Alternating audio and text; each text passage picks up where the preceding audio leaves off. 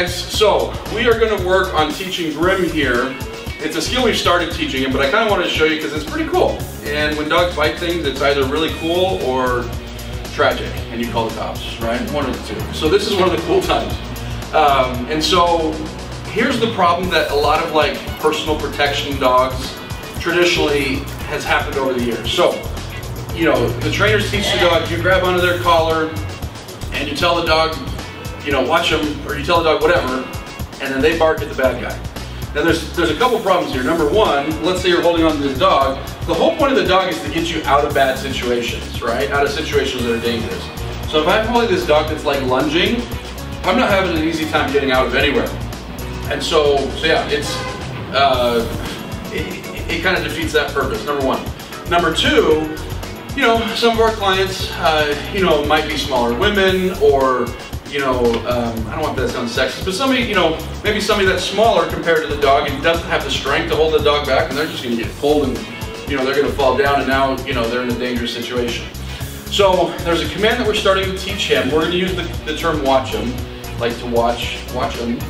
And what we're working on, now right now it's on leash, but eventually this command will be done off leash, meaning, you know, we'll be able to tell the dog, watch him. And then like, and then the person, you know, that has the dog, the handler can like back out of there, their hands are free, and the dog is walking, you know, with them, barking, showing aggression towards the bad guy. And so, you know, it gives them the ability to reach into their phone, or reach into their pocket, grab a phone, call the police. If they're somebody that carries a weapon, gives them a chance to grab their gun or their knife or whatever weapon they shoot, you know, have, or a taser, you know, and it gives them the opportunity to do something, whereas traditional protection dog training, you're just holding on and hoping, you know, that like that bad guy goes away. What if there's two bad guys? What if there's three bad guys? What if, you know, what if the situation is like, I gotta get out of here as quick as we can, but I gotta grab my keys, and I can't do that if I'm holding the dog. Anyways, there's a lot of like utility in this command. And so it's super hard for the dog to do though. And in fact, most dogs cannot do this. And the reason why is we're gonna be using like leash corrections for right now to kind of get the dog to go backwards. Now outside of this, we've been working on the dog going backwards just in general.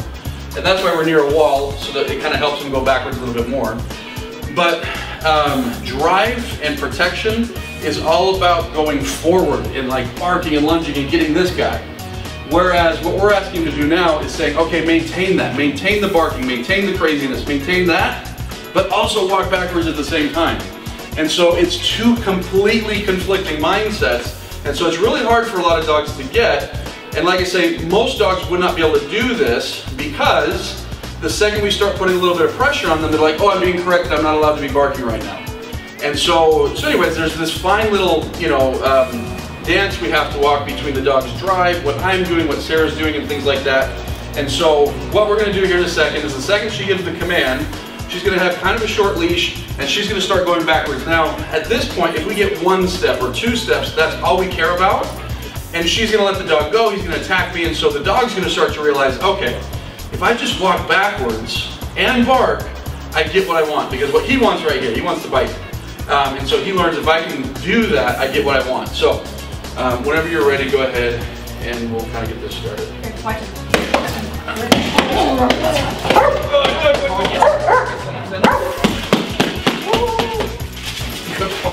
There's slippery floors. Oh gosh. Yeah, this guy's strong.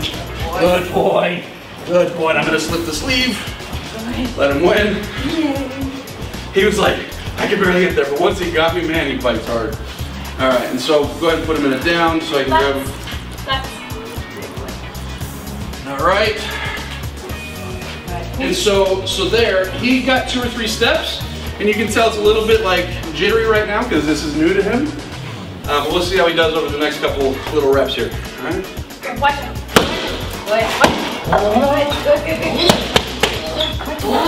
Good. Good boy.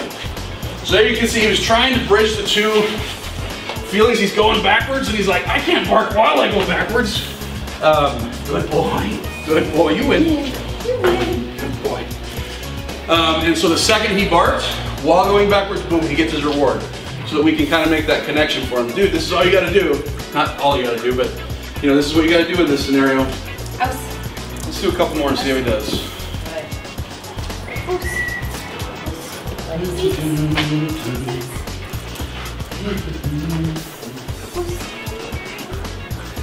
Okay, bring him a little closer so you have enough room to, in case you need the room. Watch him. Watch him. Good. Good. Good.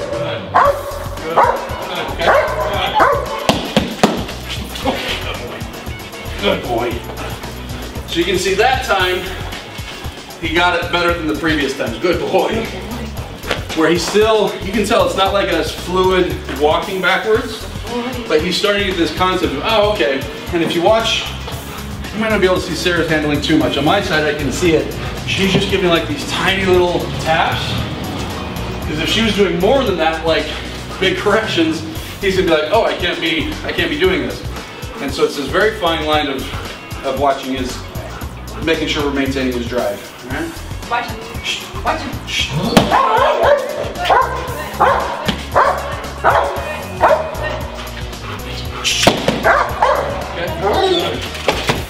Okay, good boy. Good boy. Good boy. I'm gonna try to hug the wall on this next one a little bit better.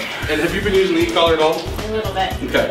Yeah, so we're starting to add the e-collar in because eventually we want this to be an off-leash command, and the e-collar will allow this to quickly turn into an off-leash command. But it's the same thing. We can't just like hit the button on the e-collar. The e-collar needs to be employed as the leash is being employed. Because the leash is telling the dog this, the e-collar, just this little tickle, is telling the dog nothing. But we combine the two, and as time goes on, we can have him off leash and just use the e-collar. And as time goes on, he won't need that either. Let's start you right here. Watch him. Watch him. Good boy. Good boy. Good. Good.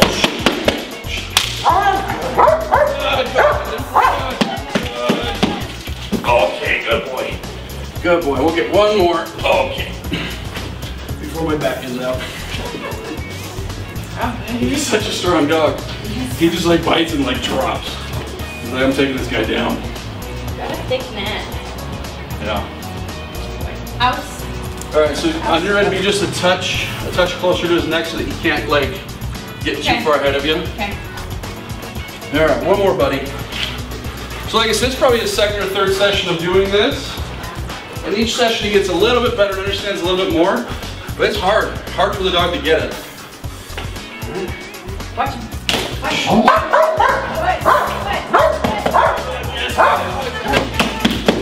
Okay, good boy. Good boy. Yeah. Okay. This cuts everything. Yeah. This is mine. So cool. Hopefully we'll have a chance to film him doing this more when he's a little bit more advanced. But anyways, I wanted to show because this is one of the neat, like, advanced protection dog exercises that we'll train dogs to do. It's fun for the dog, and it's really handy if you ever need it. So, thanks.